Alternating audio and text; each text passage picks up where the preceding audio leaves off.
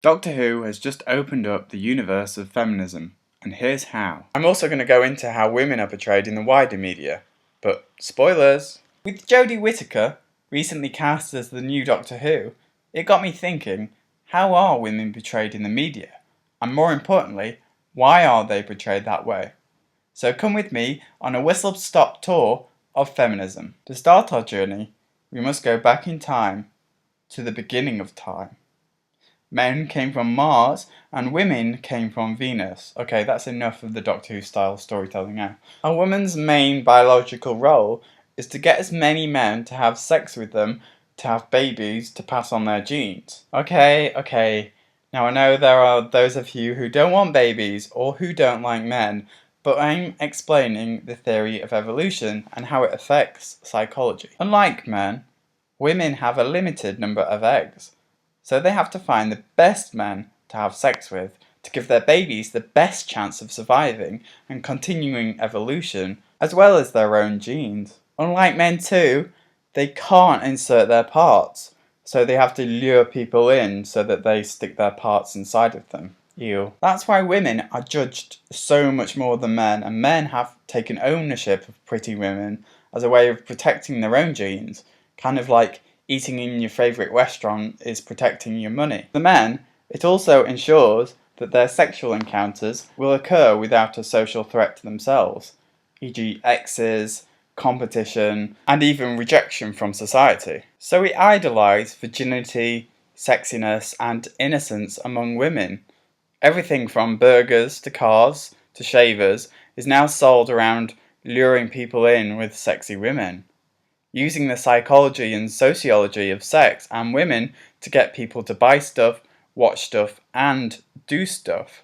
But the 12th Doctor did say, we're done with billions of years of beyond your petty human obsession with gender and its associated stereotypes. When Jodie Whittaker was announced as the Doctor, as expected, there were some who praised the casting of an all-female Doctor as a step forward for equality, while there were others who condemned it for many reasons. The irony being, it was revealed after the men's Wimbledon final, rather than the women's, because men's sport in general tends to get more views. It is often assumed that women's sport is a more remedial competition to men's sport because men are naturally stronger. In the same way, able-bodied sports are separated from Paralympic sports. Women's football, women's tennis, and women's golf are all less viewed and supported than their male versions. John McEnroe claimed that Serena Williams would rank 700 on the men's tour. He was labelled sexist, and he was. There lies the problem with feminism. Are women capable or vulnerable? If they are capable, then why must we separate men and women in sport? Why does women's athletics feel so vulnerable to the likes of Caster Semenya, a female athlete with hyperandrogenism, which gives her higher than normal levels of testosterone for women? If they are vulnerable, then how are women such as Serena Williams, Emma Watson, and even Jodie Whittaker able to make such successes of themselves based on talent alone? The most important reason for giving anyone a job should be their competence in doing that job. The job of a celebrity is to gain an audience. Unfortunately, for most women in the media, that means sexualizing themselves in some way in order to gain the male audience, known as the male gaze. For the likes of Theresa May, Nicola Sturgeon, Hillary Clinton, Diane Abbott, and even the Queen, there is less focus on their looks and more on their political competence. But that's not to say they're not judged on what they wear and what they do with their hair. It's also quite damning to think that, apart from the Queen, who remains politically impartial, there is not one political female leader in the UK or US with the support of the majority of the country. But that's because of other issues, right? They're either too focused on Scottish independence, or they're not Donald Trump, or they're just not the right person to lead. It's not necessarily because they're female. Angela Merkel, the leader in Germany and therefore Europe, is hated in the UK, mainly because of her power over Brexit. Although in the UK we have the most diverse parliament yet, we still have 442 out of 650 male majority, with just 32% of parliament women, in a country and world where 50% of people are women. How can women's issues possibly be represented? In the US, it's even worse. 77% of anti-abortion leaders are men, meaning men get to choose what happens to women's body parts. Russia is decriminalizing wife beating, and Saudi Arabia, well, they don't even let women drive there.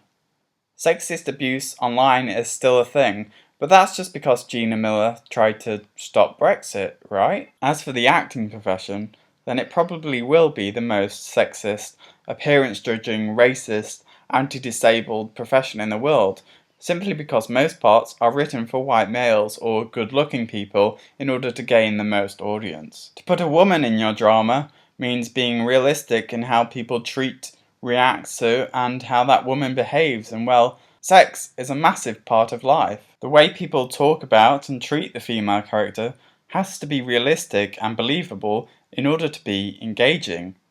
But the Doctor's an alien in a children's TV show, so surely sex and gender can largely be ignored, right? A TV drama's main job is to gain ratings. With that, it can gain advertising revenue, or in the case of the BBC, a good enough excuse to put licence fee payers money to make another series.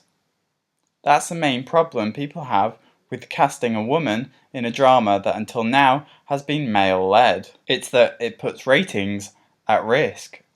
It will change to suit the fact that she is female, but to also sell messages of equality. It means for some, their drama will be less about monsters and time travel and more about equality, sex and sexism. It means for some nerdy males, their hero is gone. But for the nerdy females, their hero is born. So the demographic of Doctor Who might change, but ratings stay the same or even increase. If the showmakers choose to explore the gender, then they can't without mentioning sex, sexuality and sexual culture, or at least having a kiss somewhere in an episode. And that will anger many, including the feminists. But if they ignore the gender, then it could also anger the feminists who want to see those issues tackled head on. The most important thing for equality is for a female Doctor to be good and to last a while. If Jodie Whittaker is badly written or a bad actress, it will only fuel the opinion that political correctness is being forced down on us. In the same way that the all-female casting of the Ghostbusters remake was condemned with sexism, not just because they were women, but because they were women, in an unwanted, mediocrely made remake of a beloved movie.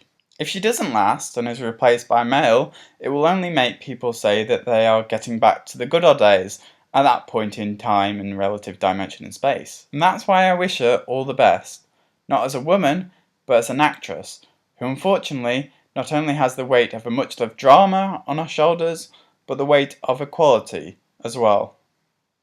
Let me know your opinion in the comments below and subscribe.